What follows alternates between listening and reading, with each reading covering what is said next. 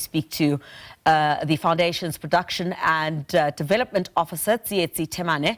Mr. Themane, thank you so much for joining us this morning. We really do appreciate your time. So I think let's just go back a little bit, about the mandate of the National Film and Video Foundation and which groups or individuals are intended to benefit, from its funding and programs. Thank you.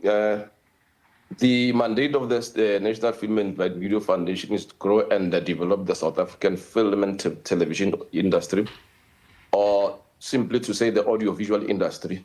Right now, we've got two calls, which is the PSP, Presidential Employment Stimulus Program number 6. We also have the disability call, which is open. We also have the panel call for assisting us in adjudication, the Presidential Employment Stimulus Program. Now, the first is geared towards job creation. Remember that we still have not yet recovered from COVID-19. The PES came as a result of creating the jobs and the companies that have closed down during COVID-19. So with PES, we are trying to recover those jobs that were lost during COVID-19. We are trying to resuscitate the companies that were closed during COVID-19. Then the disability call is meant for the people living with disability. We know that most of the time our community will marginalize people that are living with disability.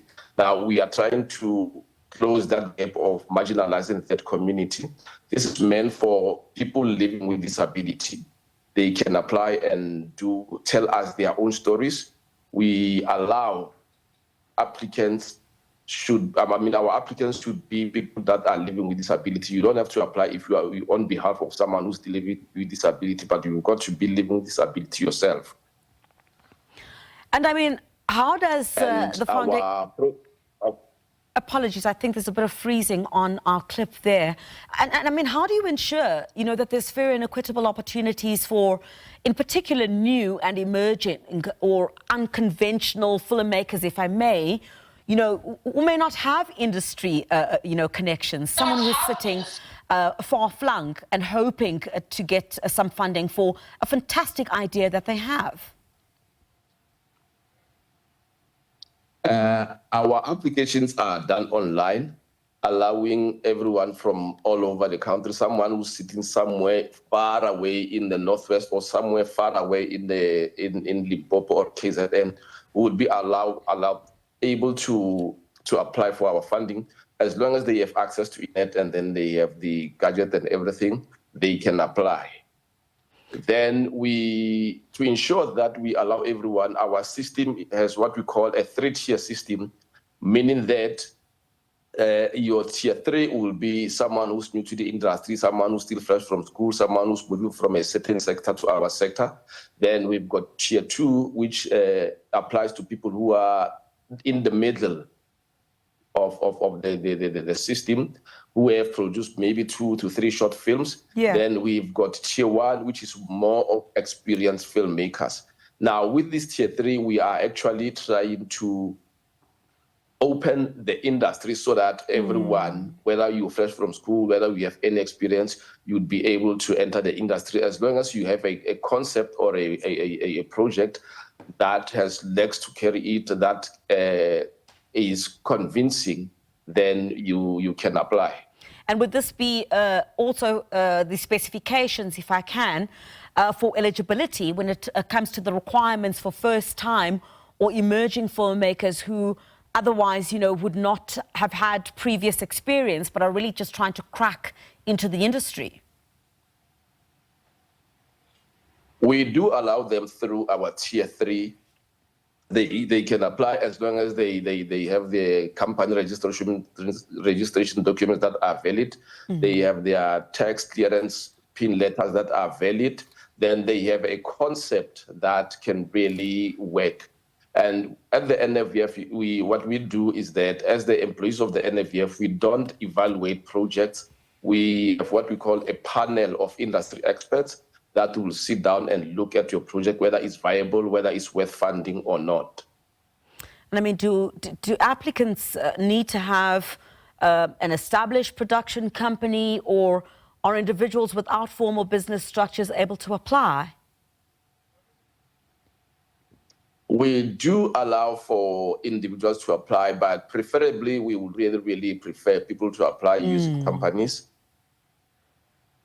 All right. But even if you apply as an individual, we still need a tax PIN letter that is valid. All right. And I think, for some of those who might be watching, I mean, the student filmmakers, that's the start of their interest in the particular industry, or independent producers, without formal training, considered eligible for some of these funding opportunities. What would the criteria be for that? Usually, when we look at the project, we also assess the team that we have to help you put together that project. And we prefer the team that will be able to pull it out. When we fund, we assess quite a number of things. One is the team that you have. One is the concept that you have. But the most important thing, even if you are not that experienced, you need to partner yourself with an experienced producer who will be able to assist you in terms of executing the project. And how do you support, diversity and inclusion, in the film industry? I know we've often heard the words, as you've also mentioned, opening up the industry, and in particular for, historically underrepresented voices. We have other programs. One of them is the Female Filmmaker Project, which is meant for filmmakers and giving them opportunity. We'll partner with another company to assist us in terms of implementing the program, where we will call for about 10 female filmmakers over a period of 3 years. Now, each year we look at 10 female filmmakers to come up with concept, develop them and produce them. Then we also have the Youth Filmmaker Project, which is geared to the young people of the country, where they also come with their own concept, and we also recruit about 30 of them, and they will each come with a concept which will be developed and produced, and we'll do 30 projects with that over a period of 3 years. Then we also have this disability, call people living with disabilities. That's how we try and cater for the marginalized communities. Mr. Themane, thank you very much indeed. Tsietsi Themane from the National Film and Video Foundation. He's the Production and Development Officer there, sharing insights on funding and support for filmmakers nationwide.